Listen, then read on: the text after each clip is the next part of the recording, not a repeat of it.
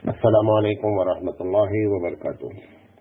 الحمدللہ رب العالمین والعاقبۃ للمتقین والصلاۃ والسلام علی رسولہ الکریم۔ محترم حضرات، ہم منہیات اسلام پر آپ سے گفتگو کر رہے ہیں اور آج اس کا سیریل نمبر 31 ہے 31۔ ہم نے کتاب الآداب کے طور پر بات شروع کی تھی اور کھانے کے بارے میں بتایا، اور اس کے بعد آج جو بتانا چاہتے ہیں وہ سونے سے متعلق ہے۔ تو جو باتیں اللہ کے رسول صلی اللہ علیہ وسلم نے منع فرمایا ہے انشاءاللہ اوپر بات کریں گے۔ دیکھیں، سب سے پہلی چیز ہے اللہ کے رسول صلی اللہ علیہ وسلم نے منع فرمایا کہ آدمی جب لیٹے تو پیر کے اوپر پیر رکھے۔ پیر کے اوپر پیر رکھنے کی دو کیفیت ہوتی ہے۔ ایک کیفیت یہ ہے کہ داہنا یا بایاں پیر اٹھا لیا جائے، گھٹنے تک موڑ لیا جائے، اور پھر دایاں یا بایاں پیر اس موڑے ہوئے پیر پہ رکھا جائے۔ یہ جو ہے اس سے بے پردگی ہونے کی وجہ سے اللہ کے رسول صلی اللہ علیہ وسلم نے منع فرمایا ہے۔ اسی طریقے سے مسند احمد کی روایت ہے کہ اللہ کے رسول صلی اللہ علیہ وسلم نے پیٹ کے بل سونے کے بارے میں فرمایا کہ پیٹ کے بل سونا اللہ کو پسند نہیں ہے، اور دوسری جگہ فرمایا کہ یہ جہنمیوں کا سونا ہے۔ ابن ماجہ کی روایت ہے۔ تو اس طریقے سے جو لوگ پیٹ کے بل لیٹتے ہیں ان کو اس بات کا احتیاط کرنا چاہیے۔ اصل میں یہ ساری باتیں بچپن سے ہوتی ہیں۔ اگر بچپن سے والدین کو یہ باتیں معلوم ہو تو بچوں کو اس سے دور کر سکتی ہیں،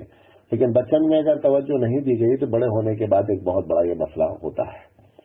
اسی طرح اللہ کے رسول مجموع روایت کی روایت ہے کہ اللہ کے رسول صلی اللہ علیہ وسلم نے فرمایا کہ دو درمیان میں نہ لیٹا جائے۔ مطلب یہ ہے کہ دو آدمی لیٹے ہوئے ہیں بغل بغل، بیچ میں تھوڑی سی جگہ ہے، آپ آئے اور وہاں آپ نے اپنا بستر لگا لیا۔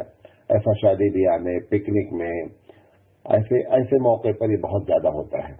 اس سے کیا ہوتا ہے، وہ دونوں جو دوست تھے جو بغل بغل لیٹے تھے، آپ بیچ میں کباب میں ہڈی بن گئے۔ تو اس طریقے سے اللہ کے رسول صلی اللہ علیہ وسلم نے اسے منع فرمایا کہ جہاں پر دو اس طریقے سے لوگ لیٹے ہوں وہاں تیسرا آدمی آ کر کے لیٹ جائے۔ کنز العمال کی اور مسند احمد کی روایت ہے، اللہ کے رسول صلی اللہ علیہ وسلم نے اس بات سے بھی منع فرمایا کہ کوئی آدمی ایسی چھت پر لیٹے جس پر منڈیر موجود نہیں ہو۔ منع ہے، کیونکہ یقینی بات ہے کہ جس پر منڈیر نہیں، آدمی رات میں اچانک اٹھتا ہے تو اس کو سمجھ میں نہیں آتا ہم کہاں لیٹے ہیں، کس طرف دروازہ ہے، کس طرف زینہ ہے، تو اسے نقصان ہونے کے چانسز ہیں۔ اللہ کے رسول صلی اللہ علیہ وسلم نے اسے منع فرمایا ہے کہ بغیر منڈیر کی چھت پہ نہ لیٹا جائے۔ نبی کریم صلی اللہ علیہ وسلم نے مسند احمد کی یہ روایت میں نے نقل کی، ابو داؤد کی روایت ہے۔ وہ جو مسند احمد کی روایت ہے وہ یہ ہے کہ مکان میں جو ہے وہ تنہا سونے سے منع فرمایا ہے، اور یعنی یہ کہ جو لوگ مکان میں اکیلے رہتے ہیں، بیچلر لائف، یہ کوئی اچھی چیز نہیں ہے۔ ہم نے امارات میں اس کو بہت سے دیکھا کہ جو لوگ بیچلر رہے، خدا نخواستہ ان کا انتقال ہو گیا تو پتہ چلا 6 مہینے تک باڈی اندر سڑتی رہی، کسی کو پتہ ہی نہیں چلا کہ اندر کوئی مر گیا ہے۔ جب باہر سے دروازے سے کیڑے آنے جانے لگے تب لوگوں نے جانا کہ صاحب اس کے اندر کسی کا انتقال ہو گیا ہے۔ لہذا ہمارے رسول اکرم صلی اللہ علیہ وسلم نے جو چیزیں بھی بیان کی ہیں اس میں بڑی مصلحتیں ہیں۔ لہذا تنہا رہنا یہ بھی پسند نہیں ہے، تنہا ایک گھر میں سونا یہ بھی پسند نہیں ہے، تنہا سفر کرنا یہ بھی پسند نہیں ہے۔ لہذا اس کا خیال رکھا جائے کہ آدمی اگر گھر میں اکیلے بھی ہو یا بیچلر کا کمرہ لے رہا ہے تو ایک آدمی کو اپنے ساتھ بھی رکھ لے، یہ سب سے بہترین شکل ہے۔ اسی طریقے سے نبی کریم صلی اللہ علیہ وسلم نے بخاری کی روایت ہے کہ کان یکرہ النوم قبل العشاء والحدیث بعدہ، بخاری کی روایت ہے اللہ کے رسول صلی اللہ علیہ وسلم اس بات کو پسند نہیں فرماتے تھے کہ آدمی عشاء سے پہلے لیٹے، یعنی مغرب کی نماز پڑھی اور پڑھنے کے بعد عشاء کے اور مغرب کے درمیان میں لیٹ جائے۔ اللہ کے رسول صلی اللہ علیہ وسلم اس کو ناپسندیدہ فرماتے تھے۔ اور اسی طریقے سے والحدیث بعدہ، عشاء کے بعد بات کرنے کو بھی جو ہے آپ منع فرماتے تھے۔ منع کس درجے کا ہے یہ ایک الگ مسئلہ ہے، لیکن اللہ کے رسول کو یہ بات پسند نہیں تھی کہ عشاء کے بعد کوئی جو ہے وہ بات کی جائے۔ اور بات سے مراد زیادہ تر بات یہ ہے کہ جو لوگ بیٹھ کر گپاشٹک کرتے ہیں، رہا میاں بیوی کی بات کرنا، اس سے مراد نہیں ہے۔ اسی طرح اگر دین کی بات کوئی ہے تو وہ بھی کی جا سکتی ہے جو اس پر علماء کا فتویٰ ہے، لیکن یہ کہ بیٹھ کر کے چوراہے پر گپاشٹک کرنا، روڈوں پر گپاشٹک کرنا، اور محلے میں بیٹھ کر کے کہیں بیٹھکا لگا کر کے گپاشٹک کرنا، یہ ساری کیفیت جو ہے نا، یہی وجہ ہے کہ یہ لوگ جو عشاء کے بعد نہیں سوتے ہیں، یہ کبھی زندگی میں جو ہے نا یہ جو شکایت لوگ کر رہے ہیں کہ فجر کی نماز میں نہیں اٹھ پاتے ہیں، مولانا صاحب کیا کریں؟ کوئی بھی آدمی، اللہ تعالیٰ نے جو نماز کا وقت رکھا ہے، اگر آپ عشاء کے بعد متصلاً سو جائیں تو آپ کی آنکھ خود بخود عشاء فجر سے پہلے اٹھ جائے گی، بلکہ میں یہ کہوں کہ تہجد سے پہلے اٹھ جائے گی، بلکہ اس سے بھی آگے بڑھ کر کہا جاتا ہے کہ آپ انتظار کریں گے کہ کب اذان ہو اور کب میں اٹھوں، کیونکہ کوئی آدمی اتنا لمبا نہیں سو سکتا۔ یہ سارا نظام چونکہ ہم نے برباد کیا، ہم نے بگاڑا، جس کی وجہ سے ہم یہ شکایت کرتے ہیں کہ صاحب جو ہے فجر میں اٹھ نہیں پاتے۔ تو فجر میں اٹھنا پانے کی بنیادی وجہ کیا ہے؟ عشاء سے دیر میں لیٹنا ہے۔ اسی طریقے سے بخاری کی روایت ہے کہ وہ لوگ جو صبح تک سوتے رہتے ہیں، یعنی فجر کی نماز چھوڑ دیتے ہیں اور صبح تک سوتے رہتے ہیں، تو بہت بڑا گناہ ہے۔ کسی بھی نماز کو چھوڑنا ایک بہت بڑا گناہ ہے۔ تو اللہ کے رسول صلی اللہ علیہ وسلم بخاری کی روایت ہے کہ جو لوگ صبح تک سوتے رہتے ہیں ان کے کان میں شیطان پیشاب کر دیتا ہے۔ اب یہ معنی کہ پیشاب کرنے کا معنی کیا ہے؟ تو بعض لوگوں نے، علامہ ابن حجر اسقلانی رحمۃ اللہ علیہ نے تو ایک جگہ لکھا کہ پیشاب سے مراد اوریجنل پیشاب ہے، پیشاب کر دیتا ہے، اور بعض لوگوں نے یہ کہا کہ وہ شیطان اس کے کان میں ایسی باتیں ڈالتا ہے کہ وہ دن اٹھتا ہے، صبح کرتا ہے تو شیطانی کاموں میں لگ جاتا ہے۔ بہرحال دونوں مراد ہو سکتے ہیں، لیکن یہ ایک بڑی بات ہے کہ آدمی جو فجر نہیں پڑھتا ہے اس کے کان میں جو ہے شیطان پیشاب کر دیتا ہے۔ اسی طریقے سے بعض روایتیں گرچہ ضعیف ہے، وہ یہ ہے کہ حضرت علی رضی اللہ تعالیٰ عنہ سے بھی ایک روایت ہے، اور عبداللہ بن عمر رضی اللہ تعالیٰ عنہ سے بھی روایت ہے۔ عبداللہ بن عمر رضی اللہ تعالیٰ عنہ سے روایت ابن ابی شیبہ نے نقل کی ہے، وہ یہ ہے کہ فجر کے بعد، فجر کی نماز پڑھنے کے بعد سے لے کر کے سورج نکلنے تک سونا جو ہے وہ اچھی چیز نہیں ہے۔ بعض روایت سے معلوم ہوتا ہے کہ اللہ کے رسول صلی اللہ علیہ وسلم نے فرمایا کہ اس سے روزی میں انسان کے ہاں برکت نہیں ہوتی ہے، اور میں ان لوگوں کے لیے خاص کر یہ اپیل کروں گا جو لوگ معاشی تنگی حالی میں شکایت کرتے ہیں اور معاشی نظام یعنی معاشی زندگی میں پریشان ہونے کی بات کرتے ہیں، وہ نبی کریم صلی اللہ علیہ وسلم کے اس نسخے کو آزمانے کی کوشش کریں۔ کیا نسخہ ہے؟ کہ فجر کی نماز پڑھیں اور پڑھنے کے بعد سوئیں نہیں جب تک سورج نہ نکل آوے۔ انشاءاللہ جو ہے وہ مسائل حل ہوں گے اور آپ کی معاشی تنگی جو ہے اس سے دور ہو جائے گی، کیونکہ یہ حبیب مصطفیٰ سرکار دو عالم صلی اللہ علیہ وسلم کا بتایا ہوا نسخہ ہے۔ جب آپ اس عقیدے سے اور اس یقین سے کرتے ہیں تو اللہ تعالیٰ اس کے اندر برکت رکھ دیتا ہے اور اس سے مسائل حل فرما دیتا ہے۔ بہرحال ایسی حدیثیں موجود ہیں کہ مغرب کے فجر کے بعد سے لے کر کے جو ہے وہ سورج نکلنے تک نہیں سونا چاہیے۔ ایک روایت ایسی بھی آتی ہے، جبکہ روایت ضعیف ہے، کہ حضرت فاطمہ رضی اللہ تعالی عنہا کے گھر نبی کریم صلی اللہ علیہ وسلم گئے اور نبی کریم صلی اللہ علیہ وسلم نے دیکھا کہ فاطمہ اس وقت سو رہی ہیں، تو اللہ کے رسول صلی اللہ علیہ وسلم نے ان کو جگایا اور کہا کہ یہ وہ وقت ہے کہ جب روزیاں تقسیم ہوتی ہیں یا روزیوں میں برکت ہوتی ہے، کہہ لیجیے۔ اس طریقے سے اللہ کے رسول صلی اللہ علیہ وسلم نے ان کو تنبیہ فرمائی۔ تو اس سے یہ ساری روایتیں مل کر کے جو ہے نا، یہ بات تو ضرور سمجھ میں آتی ہے کہ فجر کی نماز پڑھنے کے بعد سونا سورج نکلنے تک اچھا نہیں ہے، لیکن بڑے افسوس کے ساتھ میں کہہ رہا ہوں کہ ایک طبقہ تو خیر اٹھتا ہی نہیں، جو رات بھر سو رہا ہے وہ دن میں بھی سو رہا ہے، لیکن ایک طبقہ وہ جو دیندار ہے، گرچہ وہ 2 سے 5% کیوں نہ ہو، لیکن وہ لوگ بھی فجر کی نماز پڑھنے کے بعد فوراً سو جاتے ہیں۔ بلکہ اگر میں یہ کہوں آگے بڑھ کر کے کہ فجر میں جب جاتے ہیں اسی وقت سونے کی نیت بھی کر لیتے ہیں، یعنی اس طریقے سے سونے کے عادی ہیں کہ ہر حال میں سونا ہی سونا ہے، لہذا اس سے بھی پرہیز کرنا چاہیے۔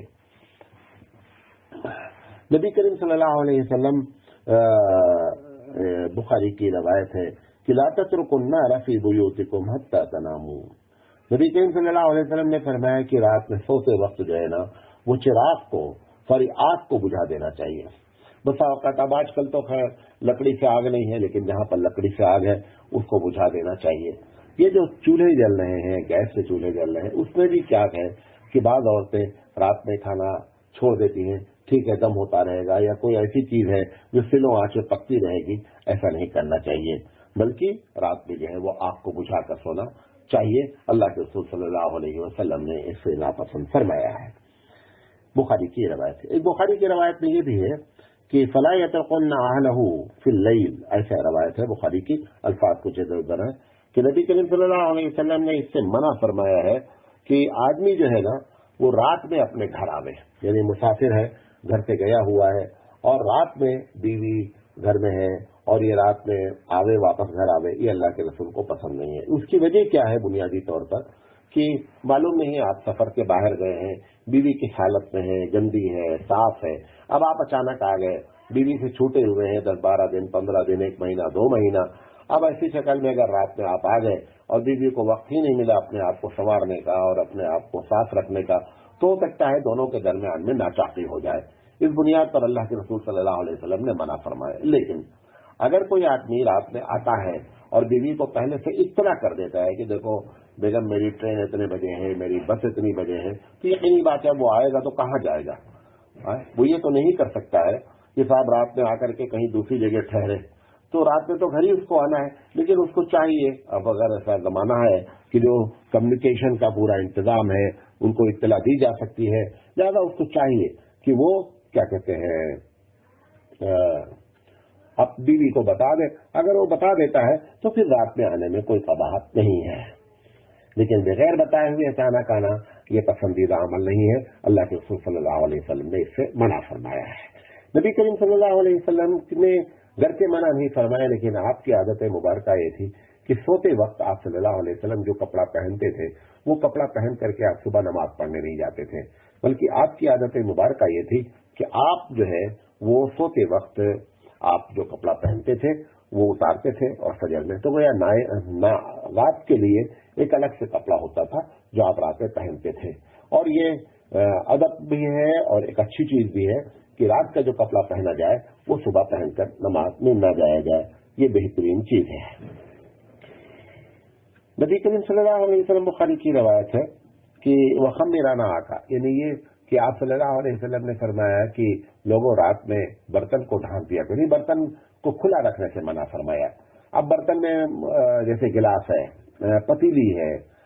کوئی بھی چیز ہے، اس کو کھلا نہیں رکھنا چاہیے۔ اگر اس کے اندر کوئی چیز ہے تب بھی اس کو کھلا نہیں رکھنا چاہیے، اگر اس کے اندر کچھ نہیں ہے تب بھی اس کو کھلا نہیں رکھنا چاہیے۔ مثال کے طور پر گلاس ہے تو اس کو الٹا کر کے رکھ دیا جائے، پتیلی ہے اس کو ڈھکن سے ڈھک دیا جائے، اگر ڈھکن کی پتیلی نہیں تو پتیلی کو بھی الٹ کے رکھ دیا جائے، تو اس میں کیا ہوتا ہے رات میں چھپکلی وغیرہ جاتی ہے، اسے پیشاب کرتی ہے، اس کے صحت کے لحاظ سے بڑے مضر اثرات ہوتے ہیں۔ لہٰذا اللہ کے رسول صلی اللہ علیہ وسلم نے اس سے بھی منع فرمایا کہ رات میں برتنوں کو کھلا رکھا جائے۔ اسی طریقے سے اللہ کے رسول صلی اللہ علیہ وسلم نے اس بات سے کو بھی ناپسند کیا ہے کہ سوتے وقت دروازہ کھلا رکھا جائے۔ اب دروازہ کھلا رکھنے سے 2 دروازے مراد ہے، ایک یہ ہے کہ بیڈ روم کا دروازہ اور ایک یہ ہے کہ مین دروازہ، لیکن یہاں پہ جو منع کیا گیا ہے وہ حقیقت میں مین دروازے کی بات ہے۔ آپ نے فرمایا اگر بسم اللہ الرحمن الرحیم کر کے، بخاری کی یہ بھی روایت ہے، اگر بسم اللہ الرحمن الرحیم کہہ کے دروازے کو بند کر دیا جاتا ہے تو پھر شیطان اس کو کھولنے کی طاقت نہیں رکھتا ہے۔ تو اس طریقے سے دروازہ کھول کر کے سونا بھی جو ہے وہ اللہ کے رسول صلی اللہ علیہ وسلم نے پسند نہیں فرمایا ہے، اس سے بھی جو ہے بچنا چاہیے۔ اسی طریقے سے رات میں انسان خواب دیکھتا ہے،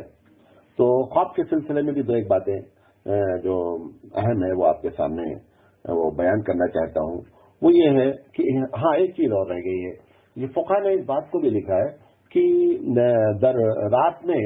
سوتے وقت، رات میں نہیں مطلب کسی وقت بھی سوتے وقت جو ہے نا وہ جوان لڑکے ایک ساتھ ایک چادر میں نہ لیٹے۔ اگر گھر چھوٹا ہے،